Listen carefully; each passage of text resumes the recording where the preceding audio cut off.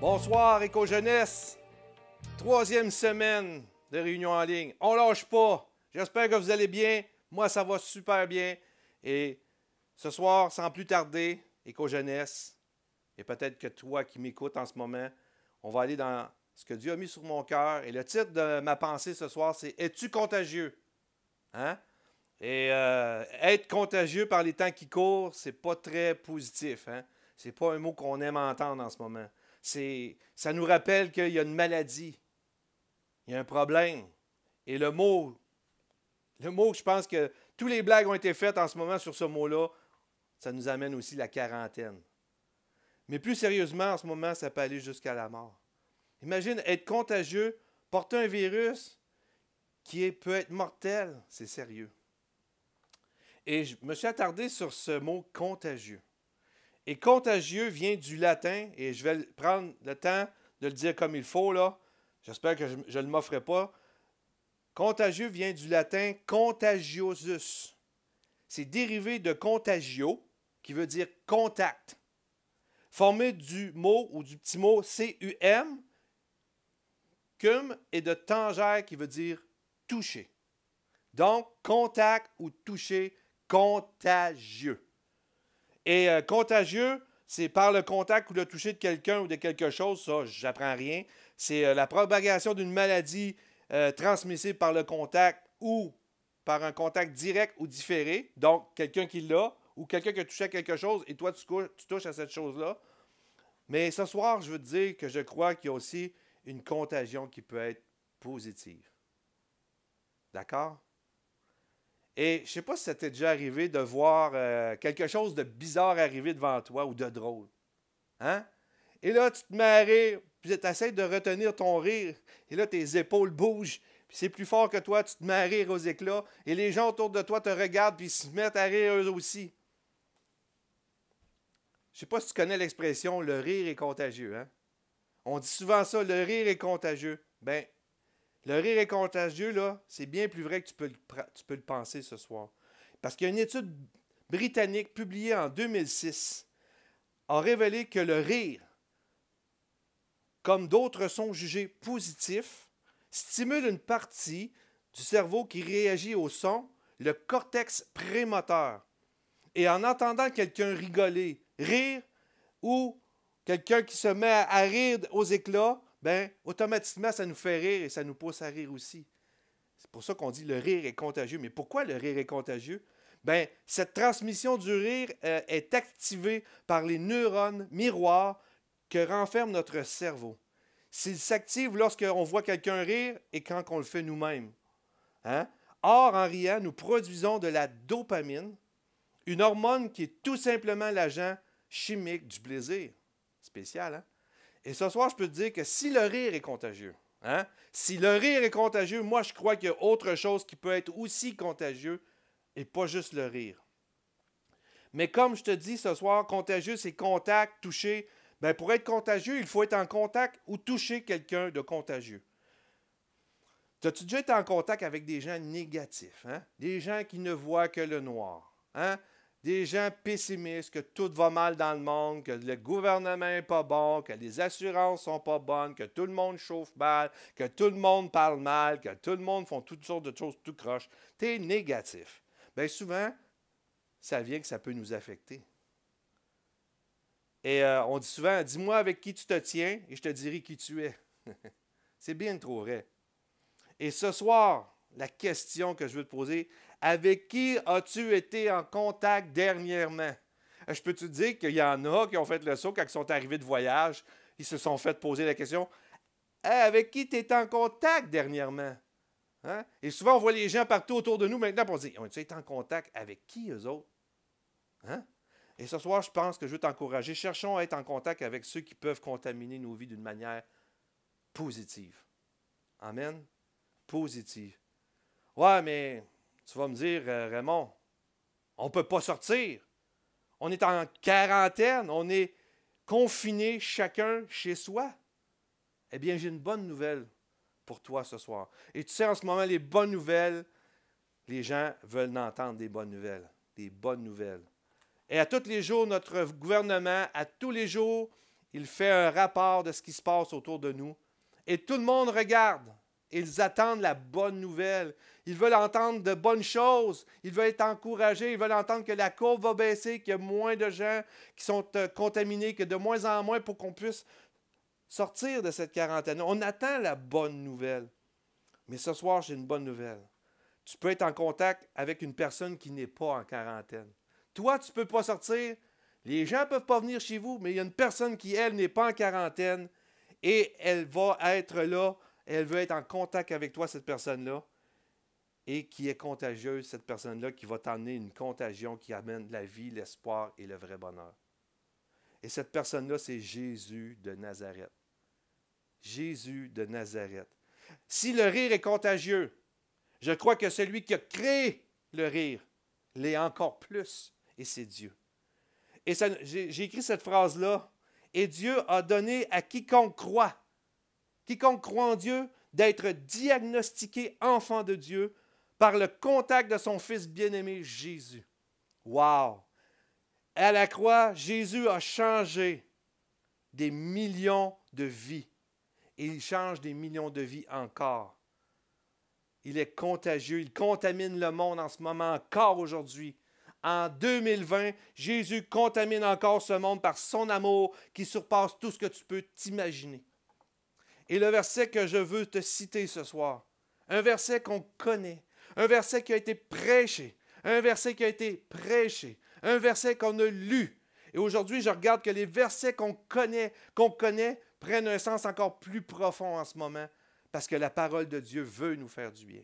Et dans Jean 10, dans la parole de vie, ça nous dit, « Le voleur ne vient seulement que pour voler, tuer et détruire. Mais moi, dit Jésus, moi, Jésus, je suis venu pour que les gens aient la vie et pour que cette vie, elle soit abondante. » Le voleur, le pirate informatique, le diable, il est venu pour voler. Et en ce moment, il y a des gens qui se font voler leur liberté. On ne peut plus aller de nulle part. On ne peut plus aller dans les magasins. On n'est plus libre de faire ce qu'on veut. On est en train de se faire voler un peu notre liberté. Mais encore plus, ce soir, es-tu en train de te faire voler ta joie? Es-tu en train de te faire voler ta paix? Es-tu en train de te faire voler ta foi en Dieu? Mais le diable, l'ennemi, le pirate informatique, comme on a vu la semaine passée, ne va pas jusque-là. Il est comme le virus. Il veut tuer et détruire. Mais Jésus, amen, Jésus est venu afin que nous ayons la vie.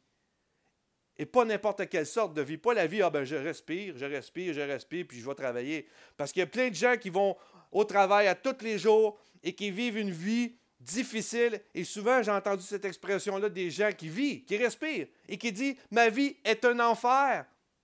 Et en ce moment, les gens pensent qu'ils sont en train de vivre l'apocalypse. Pas l'apocalypse, parce que je trouve que ce n'est pas un bon mot, parce que l'apocalypse, ça veut dire révélation de Dieu.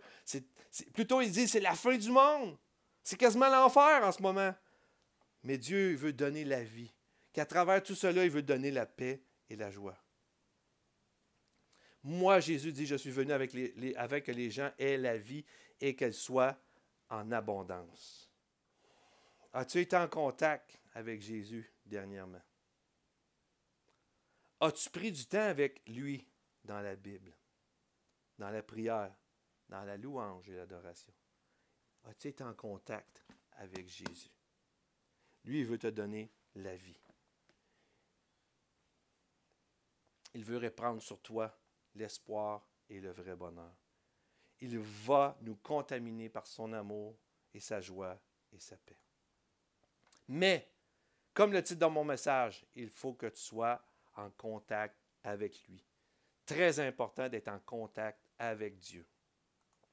Dans Actes chapitre 10, verset 38, et c'est Pierre qui va amener son premier message. Et j'aurais aimé avoir un message de même la première journée que j'ai prêché.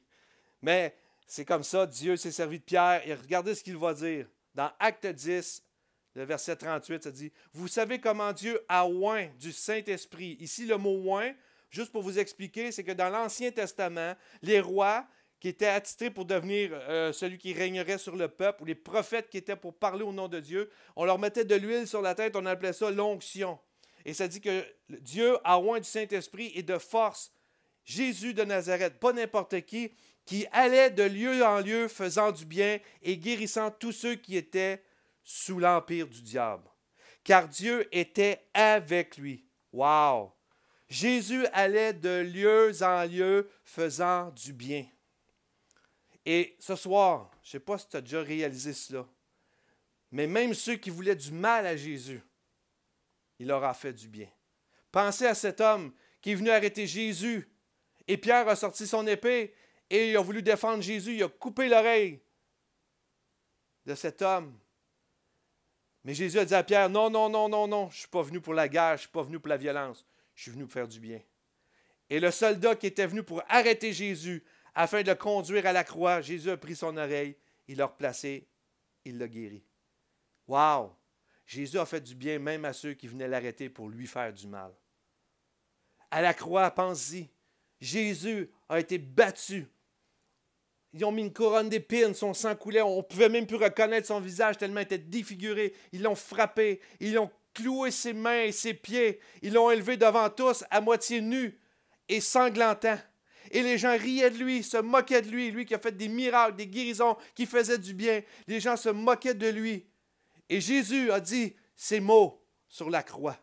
Père, pardonne-leur, car ils ne savent ce qu'ils font. Imagine, Jésus est dans le plus haut de sa souffrance. Il est en train d'agoniser sur la croix. Et tous ceux qui le haïssent, qui se moquent de lui, il va faire une prière parce qu'il veut du bien. Il dit, Père, pardonne-leur. Je vais prendre les fautes. Fais-leur pas ça, Père. Je vais prendre leur péché, leur iniquité. Pardonne-les. Dieu leur souhaitait encore du bien. Et ça, c'est Jésus. Puis je peux te dire en ce moment même qu'on a besoin que les choses aillent bien autour de nous. On a besoin d'entendre de bonnes choses autour de nous. Que les choses qu'on entend nous fassent du bien. Et je ne sais pas si tu as remarqué, même les vitrines de plusieurs maisons en ce moment sont tapissées d'arc-en-ciel. Et j'ai checké ce que ça voulait dire, cet arc-en-ciel-là, on le sait, mais j'ai été voir l'information et ça dit que c'est un mouvement qui s'appelle « Ça va aller bien ». Les gens ont parti de ce mouvement-là, c'est pour mettre de la couleur dans la crise. Des familles de partout au Québec, affichant l'arc-en-ciel sur leurs portes et leurs fenêtres de maison, c'est une façon de mettre un peu de bonheur dans la vie chamboulée des Québécois. Et c'est très bien comme ça. Continuons, c'est bien. Mais je veux prendre du temps aussi pour remercier tous ceux qui font de la louange à la maison. Les jeunes, les moins jeunes, les pasteurs qui prêchent en ligne. N'arrêtons pas de faire cela. Savez-vous pourquoi? Parce que nous pouvons aller de maison en maison, porter le message de Jésus et de faire du bien. La louange nous fait du bien. Continuez de faire des vidéos. Prenez vos téléphones, les jeunes. Prenez vos guitares, vos pianos, vos instruments de musique. Pasteurs, les gens prêchez la parole de Dieu parce que les gens veulent que ça leur fasse du bien. Les gens veulent recevoir de Dieu. Plus que jamais, on a besoin d'être en contact avec Dieu. Nous, les croyants, mais aussi ceux qui ne croient pas, ont besoin d'être en contact avec Dieu. Et encore ce soir, Jésus veut faire du bien de maison en maison. Il va se servir de la louange, il va servir de message. Et la Bible nous dit dans Hébreu que Jésus est le même hier, aujourd'hui, éternellement. Lui, il n'est pas en quarantaine. Il respecte tous les critères de pureté. Il n'y a pas de contamination. Il peut venir. Et j'aimerais vous lire un témoignage percutant. Je vais vous lire ce témoignage-là. Ça a été écrit, ce témoignage-là a été écrit le 23 mars. Je ne dis pas que c'est arrivé le 23 mars, mais la nouvelle est arrivée le 23 mars. Et ça dit « Continuons de prier ». Et voici l'histoire. C'est un médecin à Lombardie, ça c'est en Italie, nous raconte. Dieu, dans mon cauchemar le plus sombre, je n'aurais jamais pensé voir et vivre cette chose qui se passe ici dans notre hôpital. Depuis 3 semaines, c'est l'horreur qui grandit chaque jour, est devenue ingérable et nous sommes devenus inefficaces. Au début, seules quelques personnes sont venues, puis une centaine et maintenant nous ne sommes plus des médecins, mais des sélecteurs. Nous devons décider qui vit, qui meurt et nous renvoyons à la maison, même si les personnes ont honnêtement payé des impôts en Italie. Il y a 2 semaines maintenant, mes collègues et moi, nous étions athées, qui ne croyaient pas en Dieu. C'était la norme de croire dans la science. Et la science élimine la présence de Dieu. J'ai toujours ri de mes parents parce qu'ils allaient à l'église. Il y a 9 jours, un pasteur de 75 ans est venu chez nous avec des graves problèmes respiratoires. Il avait une Bible, il l'a lue aux mourants tous les jours, des passages en leur tenant la main. Nous étions à la fois mentalement et physiquement épuisés et amers. Mais quand nous avions le temps, nous nous sommes assis et nous avons écouté. Maintenant, nous devons admettre, en tant qu'être humain, nous avons atteint nos limites. Nous ne pouvons plus rien faire. De plus en plus de personnes meurent chaque jour. Nous sommes épuisés. 2 de nos compagnons sont morts et les autres sont à peine debout. Et ça finit ici. Nous avons réalisé que la connaissance scientifique de l'homme est limitée et nous avons besoin de Dieu. Nous avons commencé à prier à chaque fois que nous avions quelques minutes. Incroyable, mais ancrés, athées. On était des gens ancrés dans l'athéisme. Nous sommes venus à Dieu et on a trouvé la paix. Wow! Il nous aide à persévérer afin que nous puissions prendre soin des patients. Hier, l'homme, le vieux berger de 75 ans, est décédé comme jamais auparavant, même si nous avons eu 120 morts au cours des 3 dernières semaines, nous étions tous dévastés. Parce que le vieux berger, alors qu'il était avec nous, a réussi à ramener la paix parmi nous que je n'avais jamais connue avant et qu'aucun espoir se trouvait en moi avant de trouver Jésus. Le berger est allé vers le Seigneur et nous suivrons bientôt ce berger. Mais je ne suis pas rentré chez moi depuis 6 jours. Je ne sais pas quand j'ai mangé pour la dernière fois et j'ai réalisé que jusqu'à présent, à quel point j'étais inutile sur cette terre. Je voudrais offrir mon aide aux autres jusqu'à mon dernier souffle. Je suis heureux de trouver Dieu et je veux le servir en aidant mes semblables jusqu'à mon dernier souffle. Wow! Imaginez, cette histoire nous parle d'un homme qui était malade, un homme âgé qui a été contagieux, qui a emmené la paix sur ses médecins. Je vais vous montrer une photo ici qui a été prise. C'est une vidéo, mais j'ai pris juste la photo. Mais a été prise, c'est des gens dans la rue. Je ne sais pas si c'est des policiers, des gardiens qui surveillent une ligne, mais ils sont tous les mains dans les airs, sont en train de louer Dieu, de chercher la face de Dieu. Ils veulent être en contact avec celui qui peut faire la différence. Une autre photo. Aux États-Unis, les rayons de Bible, il n'y en a plus. Les gens cherchent celui qui peut faire du bien. Amen. Et je termine ce soir. Dans Jean 8, 12, ça nous dit, Jésus leur parla de nouveau et dit, « Je suis la lumière du monde. Celui qui me suit ne marchera pas dans les ténèbres, mais il aura la lumière de la vie. » Amen. Et dans Matthieu 5, 13 et 16, pour finir, pour vous montrer à quel point, quand on est en contact avec Dieu, comme ce vieil homme, on peut emmener l'espoir autour de nous. Parce que Jésus est l'espoir. Et Jésus nous dit, dans le verset qu'on vient de lire, qu'il est la lumière du monde. D'accord? Et dans Jean 5, pas dans Jean, mais excusez, dans Matthieu 5, 13 à 16, voici ce qu'il est écrit. Et Jésus parle de nous maintenant. Il dit, vous êtes le sel de la terre, mais si le sel perd sa saveur, avec quoi lui rendra-t-on? Il ne sert plus à rien qu'à être jeté dehors et foulé aux pieds par les hommes. Il dit, vous êtes la lumière du monde. Il dit, une ville située sur une montagne ne peut être cachée. Et on n'allume pas une lampe pour la mettre sous le boisseau, mais on la met sur le chandelier. Et elle éclaire tous ceux qui sont dans la maison. Que votre lumière luise aussi devant les hommes, afin qu'ils voient vos bonnes œuvres et qu'ils glorifient votre Père qui est dans les cieux. Jésus est la lumière du monde. D'accord? C'est lui qui l'a dit. Et après ça, il dit que nous sommes la lumière du monde. Nous pouvons être des agents de contagion si nous nous tenons avec Jésus, comme ce vieil homme, avec la parole de Dieu, avec le témoignage de Jésus-Christ. Nous pouvons emmener la paix et le bonheur dans la vie des autres, comme le médecin qui a découvert Jésus à travers cet homme. Et ce soir, je veux te donner cet exemple. J'ai une lumière que je vais allumer. Mon aide, qui est là, va allumer la lumière. Il y a une grosse lumière que je vais allumer. Jésus a dit, il est la lumière du monde. Vous êtes d'accord? La lumière, je ne vous la montrerai pas parce que je l'ai accrochée pour faire mon expérience. Et ici, j'ai un miroir. Et ça, c'est nous. Le miroir, là, je vais le virer. Et quand il va être en contact avec la lumière, vous allez voir ce qui va se passer. Qu'est-ce qui se passe? La lumière, le miroir reflète la lumière. Et ça, c'est nous. Tant que mon miroir n'est pas en contact avec la lumière, je ne reflète aucune lumière.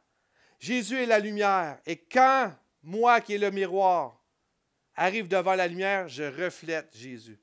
Amen. Je ne sais pas si tu la vois encore.